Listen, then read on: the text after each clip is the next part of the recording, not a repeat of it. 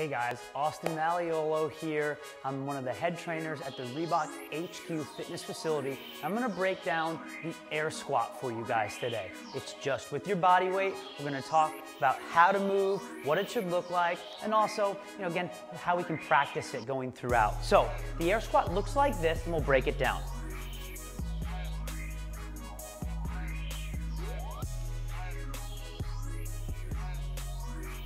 So, the air squat. Movements that we do every day, we're just gonna add a little more purpose to how we go through that. So let's start with our stance. So feet, if we jump up and down, our feet will be under our hips. From here, what we wanna think about is move out just a little bit wider on each side. Think about shoulder width apart, and then from there, our toes are going to toe out just a little bit. So again, if that's pointing forward, just turn them out just a couple degrees to the left and then to the right. Now that we have our squat stance, we're gonna think about how we squat down. Something to think about is when we squat down, the hips are gonna travel back and down. Almost just think about your pockets and your pants are going back and down. So again, as we squat, the hips go back, back, back as we sit down, and then we stand, okay?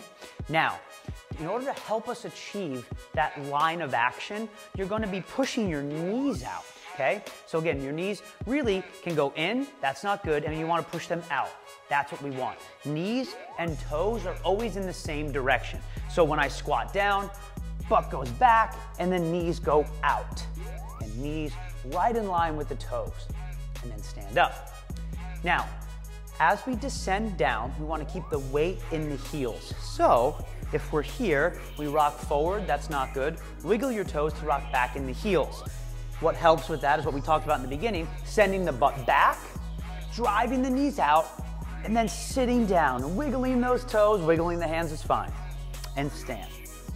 Now, every time we squat down, we want to make sure we get to proper depth. Key here is we look for a pain-free range of motion, which means it should be a challenging or difficult movement, but it shouldn't be painful. That's what we want to avoid. So if there is anything like that, that's where you would stop. But full range of motion is as we squat down, the hip goes below the kneecap. I don't need you to go all the way down, right? So again, just below is fine. So if you had a marble on your knee, it would roll back towards your pocket and standing on up. It's gonna be our range of motion. Lastly, and one of the most important points of performance when it comes to the air squat is this back. We wanna keep a nice natural S curvature of the spine. So when I squat down, there's no movement in my back and standing. So again, you're gonna think about it. You have a piece of string connected from your collarbone to your belly button, and you wanna stretch your string the whole time. This position, loose string, not good. Stretch the string the entire time as you squat down and as you stand up.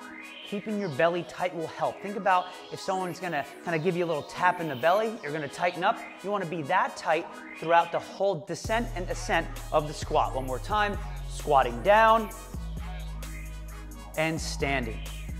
That's the air squat. So again, when we go through the air squat, we wanna move a little slower in the beginning to make sure that we're putting our body in the right positions at the right time. Squatting down and standing. Sometimes a little bit of a pause in the bottom of the range of motion to make sure that we're where we want to be. So that's the air squat. Move well, something that we do every day and we will for the rest of our lives, and have fun with this movement.